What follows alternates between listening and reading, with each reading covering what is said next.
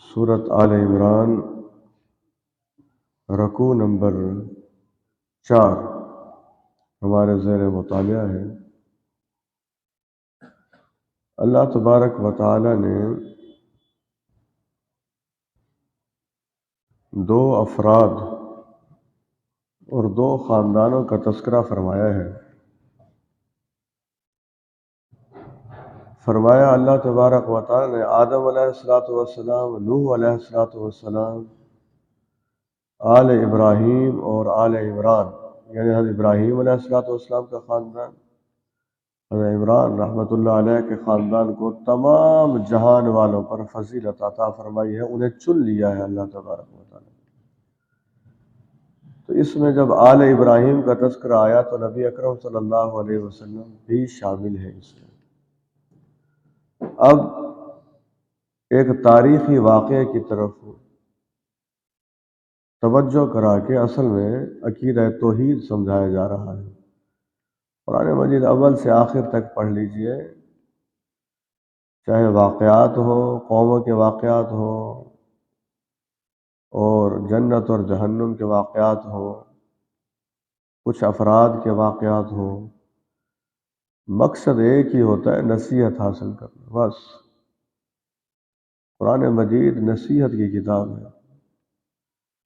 اب اس میں ہمارے لیے بھی سبق ہے۔ موجودہ جو نصارہ ہے، عیسائی، جو دنیا میں سب سے زیادہ ہے تعداد میں، ان کے لیے بھی بہت بڑا سبق ہے۔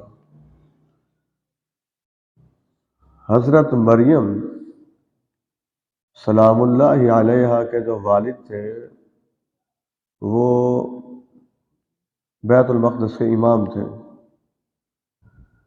اب یہ دیکھ لیجئے، یہ جب سے ہمارے ہاں امامت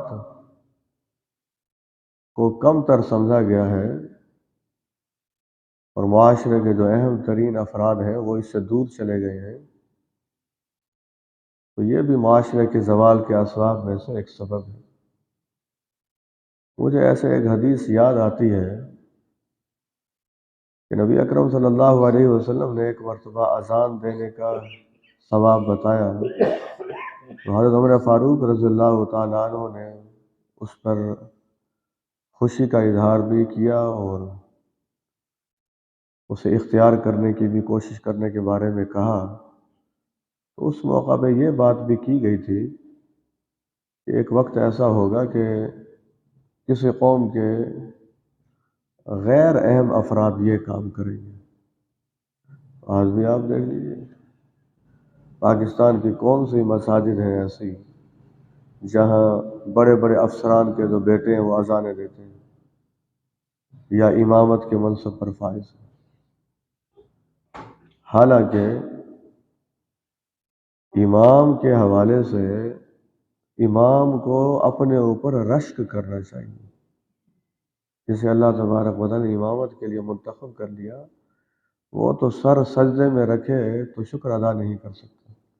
میں صرف ایک حدیث آپ کو بتاتا ہوں امام کے حوالے سے کہ نبی اکرم صلی اللہ علیہ وسلم نے فرمایا، امام کے پیچھے جتنے افراد نماز پڑھتے ہیں اس امام کو ان تمام افراد کی نماز کے برابر ثواب عطا کیا جاتا ہے۔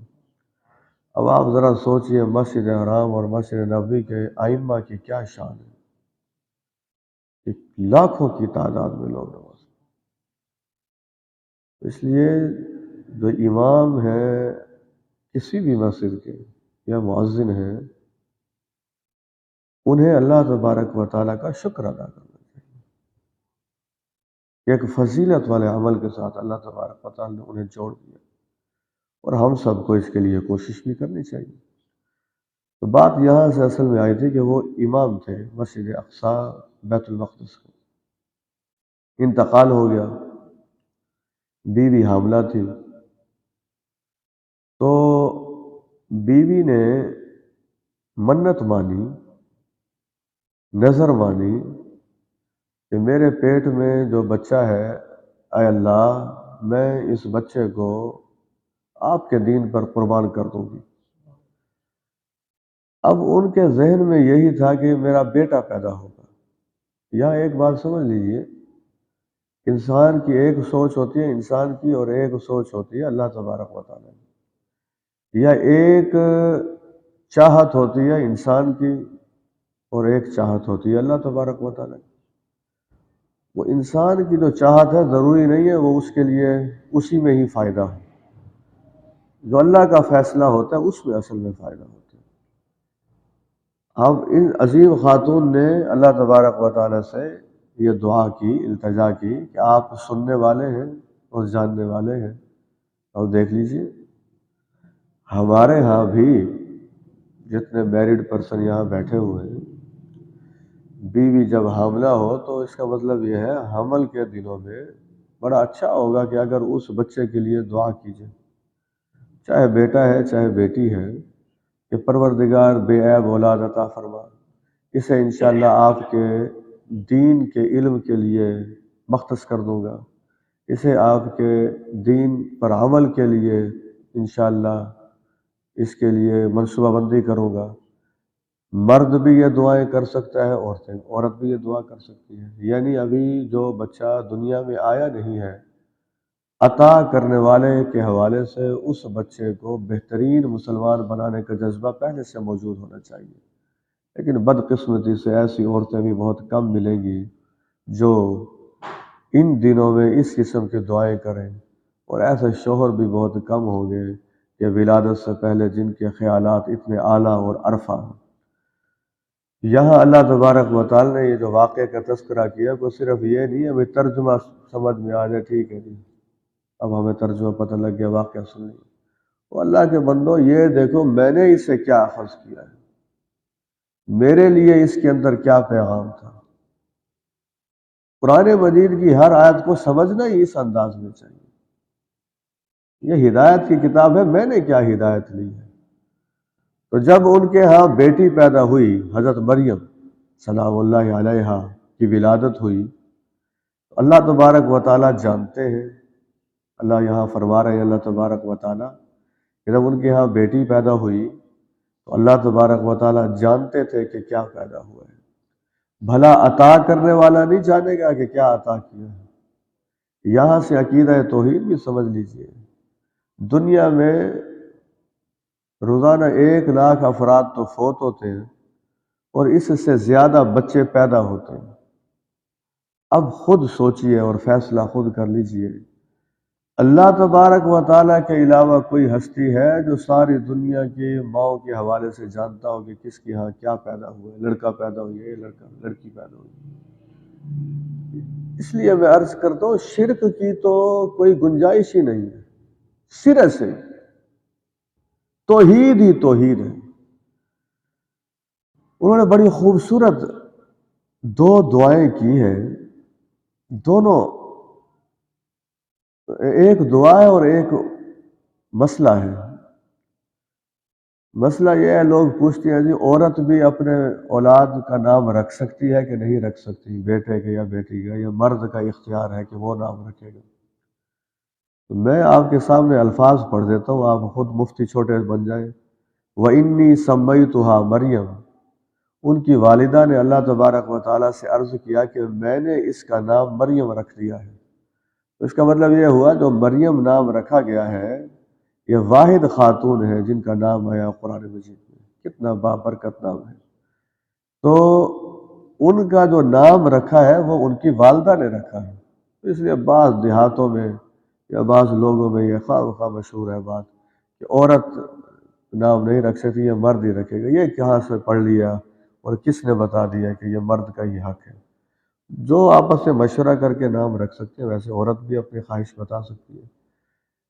اب آپ دیکھیے بیٹی کے حوالے سے بہترین مستقبل تو بنانا چاہتی ہیں ان کی والدہ۔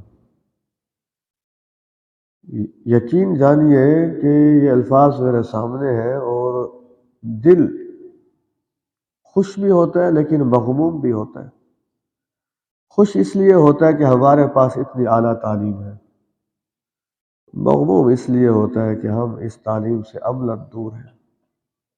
اب ذرا دیکھیے، ابھی ولادت ہی ہوئی ہے بچی کی، تو ان کی ماں اللہ تبارک و تعالیٰ سے کیا کہہ رہی ہے؟ عرض کر رہی ہے پروردگار میں نے اپنی اس بیٹی کو جو میرے ہاں پیدا ہوئی ہے اسے میں آپ کی پناہ میں دے دیتی ہوں۔ اب دیکھیے ابھی تو وہ لڑکی پیدا ہی ہوئی ہے، اس لڑکی کا اتنا فکر ہے اور پھر اس لڑکی کی اولاد کا بھی فکر ہے۔ الفاظ یہ ہے میں اسے بھی اور اس کی اولاد کو بھی شیطان مردود کے مقابلے میں آپ کی پناہ میں دے دیتی ہوں۔ تو اس کا مطلب یہ ہوا، اب جتنے یہاں والد بیٹھے ہیں وہ ذرا سن لیں، اور ادھر ہماری بہنوں میں سے جو والدہ بیٹھی ہے وہ بھی سن لیں۔ یہ آیت بتاتی ہے کہ ہر والد اور ہر والدہ کی سب سے بڑی ذمہ داری یہ ہے کہ انسانیت کے بدترین دشمن شیطان سے بچاؤ کے لیے اس نے کیا منصوبہ بندی کی ہوگی۔ خوش نصیب ہیں وہ والدین جو اپنی اولادوں کو شیطانی پھندے سے بچانے کے لیے ان پر کڑی نظر بھی رکھتے ہیں، ان کا احتساب بھی کرتے ہیں، شفقت کا معاملہ بھی کرتے ہیں، ان کی سرگرمیوں کا جائزہ بھی لیتے ہیں۔ اب جس آدمی کے بچے رات کو 12-1 بجے گھر داخل ہو اور وہ ان سے پوچھے بغیر وہ خود اس وقت سو رہا ہو، نہ بچوں کی سرگرمیوں کا علم ہے، پھر ایسے بچے کچھ عرصے کے بعد کوئی نہ کوئی چاند چڑھا دیتے ہیں۔ تو اس لیے اپنے ان بچوں کے حوالے سے بھی فکر مند ہونا چاہیے، چاہے لڑکیوں کا معاملہ ہے چاہے لڑکوں کا ہے، کہ کیسے ہم نے انہیں انشاءاللہ شیطانی اثرات سے دور رکھنا ہے۔ ادھر جذبہ خالص تھا، یہ ہے قرآن مجید کیسے اللہ تبارک و تعالیٰ اپنے بندوں کے بارے میں بتاتا ہے، پھر اپنے بارے میں بتاتا ہے۔ ایک طرف سچا جذبہ ہے اولاد حوالے کرنے کا، تو دوسری طرف پھر اس جذبے کا قدردان ہے اللہ تبارک و تعالیٰ۔ فرمایا اللہ تبارک و تعالیٰ نے اچھے طریقے سے قبول فرما لیا، وہ دینے والی اور وہ قبول فرمانے والے۔ آئیے ہم بھی دعا کرتے ہیں پروردگار ہماری اولادوں کو بھی راہ راست کے لیے قبول فرما لے، ہمیں بھی اپنی اولادوں کے لیے ایسے ہی منصوبہ بندی کرنے کی توفیق عطا فرما۔ اب پھر دیکھیے اگلی بات، اچھے طریقے سے قبول تو کر لیا، پرورش کا بھی حساب کتاب ہو گیا، اب بڑی اہم بات آ رہی ہے، بہت اہم۔ حضرت مریم سلام اللہ علیہا کو اللہ تبارک و تعالیٰ نے حضرت زکریا جو نبی ہیں علیہ السلام ان کی کفالت میں دے دیا۔ اب ایک تو ہے کہ یہ بات ہم بس یاد کر لیں، ہم سے کوئی پوچھے جی مریم سلام اللہ علیہا کی کفالت کس نے کی تھی، تو ہم جواب دیں ہاتھ کھڑا کر کے حضرت زکریا علیہ السلام۔ کیا اس سے بات پوری ہو جائے گی؟ سمجھنا چاہیے، میں نے ابھی ایک بات کی تھی، میرے لیے اس میں کیا پیغام ہے؟ پیغام یہ ہے کہ اولاد کی تربیت کے لیے ایسی شخصیت کا انتخاب کیا جائے جو اللہ تبارک و تعالیٰ سے لو لگائے ہوئے ہو۔ جانتے ہیں حضرت زکریا علیہ السلام کتنے جلیل القدر پیغمبر ہیں۔ اب جن کے بچے وہ صالحین کی صحبت میں رہنے کی بجائے، کیونکہ آج کل تو آپ جانتے ہیں پہلے تو یہ ہوتا تھا کہ شیاطین کا انتخاب کیا جاتا تھا، ان کو تلاش کیا جاتا تھا، پھر ان کی صحبت میں جایا جاتا تھا۔ اب موبائل نے گھر بیٹھے یہ سہولت فراہم کر دی ہے کہ دنیا کے جس شیطان مرد اور عورت کے ساتھ صحبت چاہتے ہو مجھے استعمال کرو اور اس کی صحبت میں آ جاؤ۔ ایک طرف وہ شر کا کام بھی ہمارے لیے کر رہا ہے لیکن وہ ایک آلہ ہے، دوسری طرف اس کے اندر خیر کی بھی بہت سی باتیں ہیں۔ قرآن مجید کی تفاسیر پڑھ لیجئے، عربی لغت پڑھ لیجئے، خود قرآن مجید کی تلاوت کر لیجئے، احادیث کا ذخیرہ اس کے اندر موجود ہے۔ ملتان میں ایسے ایسے طالب علم موجود ہیں جنہوں نے اسی موبائل کے ذریعے سینکڑوں نہیں ہزاروں کتابوں کا مطالعہ کیا ہے، ایسے ایسے لڑکے بھی موجود ہیں۔ اصل مسئلہ تو یہ ہے کہ اس چیز کا استعمال کیسے، اب یہ بھی تو موبائل ہی ہے جس کے ذریعے درس قرآن جا رہا ہے، تو اس آلے کا بہترین استعمال کرنا۔ تو ہم یہاں سے یہ نتیجہ اخذ کر رہے ہیں کہ انشاءاللہ اپنی اولادوں کے لیے ایسے افراد کا انتخاب کریں گے جو صالحیت کے اعلیٰ معیار پر فائز ہو۔ سکولوں میں بچپن سے دیکھ لیجئے، کیونکہ کہتے ہیں کہ 80% شخصیت جو ہے وہ بچپن میں بن جاتی ہے، 20% پھر باقی جا کے عمر میں بنتی ہے۔ نفسیات دانوں کی بات ہے، آپ اس سے اختلاف بھی کر سکتے ہیں۔ اب جو 80% شخصیت جہاں بننی ہے، وہ ایسے سکول میں بچوں کی تعلیم ہو رہی ہے جو لیڈی ٹیچرز بے پردہ، جن کے اپنے ناخن بڑھے ہوئے ہیں، جو بائیں ہاتھ سے پانی پی رہی ہے، تو مجھے خود بتائیے بچے پر اس کے کیا اثرات مرتب نہیں ہوں گے؟ ان چیزوں کے نہایت خوفناک اثرات مرتب ہوں گے۔ تو اس لیے ایسے اساتذہ کا انتخاب کرنا، ایسی کتابوں کا انتخاب کرنا، ایسے پروگراموں کا انتخاب کرنا جو اولاد کے لیے بہترین ذریعہ ثابت ہو، یہ بھی والدین کی اہم ذمہ داری ہے۔ اب حضرت مریم سلام اللہ علیہا، یہ جو بیت المقدس ہے اس کے کمرے تھے، اصل میں مسجد تو تھی، پھر ساتھ ساتھ کمرے تھے، جو لوگ اللہ تبارک و تعالیٰ کی عبادت کرتے رہتے تھے تو انہیں وہ کمرے الاٹ کر دیے جاتے تھے۔ ایک کمرہ حضرت مریم سلام اللہ علیہا کو بھی مل گیا، وہ بھی عبادت کرنے لگی۔ تو حضرت زکریہ علیہ السلام گاہے بگاہے ان سے ان کی ضروریات پوچھنے کے لیے آیا کرتے تھے۔ ایک دن جب وہ اس کمرے میں داخل ہوئے تو وہاں دیکھا کہ بے موسمی پھل ہیں۔ اب وہ پھل کون سے تھے اس میں بحث کرنے کی ضرورت نہیں ہے، اللہ نے فرمایا ہے وہاں انہوں نے رزق پایا۔ تو سوال یہ کیا کہ مریم سلام اللہ علیہا، یہ تمہارے پاس رزق کہاں سے آیا ہے؟ مطلب یہ کہ ساری چیزیں تو میں لے کے دیتا ہوں، یہ چیز تو میں لایا نہیں ہوں، یا تمہاری ضروریات تم مجھے بتاتے ہو میں اسے پورا کرتا ہوں، یہ چیز کہاں سے آ گئی ہے؟ ان کا جواب سنیے، جو اللہ کا بن جاتا ہے پھر اللہ اس کا ہو جاتا ہے۔ ایک فقرہ کہیں پڑھا تھا میں نے، میرا خیال ہے مولانا وحید الدین صاحب کا یہ جملہ ہے، انڈیا کے عالم تھے، فوت ہو گئے۔ وہ کہتے ہیں کہ اللہ تبارک و تعالیٰ اس وقت انسان کو اپنا بنا لیتا ہے جب انسان اپنا سب کچھ اللہ کے حوالے کر دیتا ہے۔ ایسے نہیں کہ بس آدھا تیتر آدھا بٹیر، اس قسم میں نہیں، مکمل اطاعت، مکمل فرما برداری۔ حضرت مریم سلام اللہ علیہا کی مکمل فرما برداری ہے۔ تو ان کا جواب یہ تھا، قالت ہوا من عند اللہ، انہوں نے کہا یہ اللہ کی طرف سے رزق آیا ہے، ان اللہ یرزق من یشاء بغیر حساب، اللہ تبارک و تعالیٰ جسے چاہے بغیر حساب کتاب کے رزق عطا فرماتے ہیں۔ اب دیکھیے مومن کا یہی عمل ہونا چاہیے۔ بڑھاپا تھا اس وقت حضرت زکریا علیہ السلام پر اور اولاد نہیں تھی، فوراً دیکھیں ان کا ذہن کس طرف گیا۔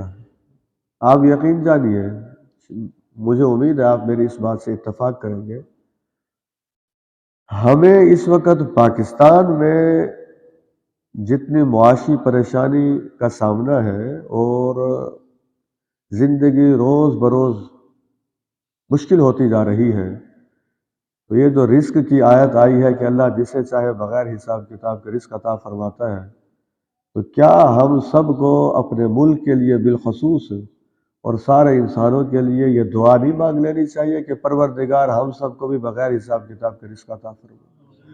یہی سنت ہے نبی اکرم صلی اللہ علیہ وسلم کی۔ آپ اگر وہ احادیث پڑھیں جس میں صحابہ نے نبی اکرم صلی اللہ علیہ وسلم کی رات کی عبادت کا نقشہ کھینچا ہے، تو اس میں صحابہ بتاتے ہیں کہ اللہ کے رسول صلی اللہ علیہ وسلم جو آیت کا مضمون ہوتا تھا، اگر رحمت کی آیت ہوتی تھی تو رحمت کی دعا کیا کرتے تھے، اگر خوف کی آیت ہوتی تھی، جہنم کی کوئی آیت ہے تو اس سے بچنے کی دعا کیا کرتے تھے۔ کبھی اللہ تبارک و تعالیٰ ہمیں بھی ایسی تلاوت عطا فرما دے، تلاوت بھی ہو رہی ہو اور ساتھ ظاہر ہے یہ نوافل نہیں ہو سکتا، یہ سب کچھ اکیلی نماز ہو۔ ان کی اولاد نہیں تھی اس وقت، تو ان کے ذہن میں فوراً یہ بات آئی کہ جو پروردگار بے موسمی پھل مریم سلام اللہ علیہ کو عطا کر سکتا ہے، وہ مجھے اس عمر میں اولاد بھی عطا کر سکتا ہے۔ تو انہوں نے پھر سہارا لیا دعا کا۔ مومن کا بہترین ہتھیار ہے دعا۔ اسی پر ختم کرتے ہیں، کچھ میری طبیعت ساتھ نہیں دے رہی، تو انشاءاللہ کل پھر یہاں سے شروع کریں گے۔ ان کی دعا رنگ لائی اور ان کے یہاں عظیم شان بیٹا پیدا ہوا۔ بیٹا بھی ایسا پیدا ہوا کہ اس بیٹے کا نام بھی اللہ تبارک و تعالی نے تجویز کر دیا کہ ہم نے آپ کے بیٹے کا نام یحییٰ رکھا ہے۔ اللہ تبارک و تعالی ہمیں ان مضامین سے سبق حاصل کرنے کی توفیق عطا فرمائے۔ الحمدللہ رب العالمین، اللہم صلی علی محمد النبی الامی وعلی آلہ وصحبہ وسلم۔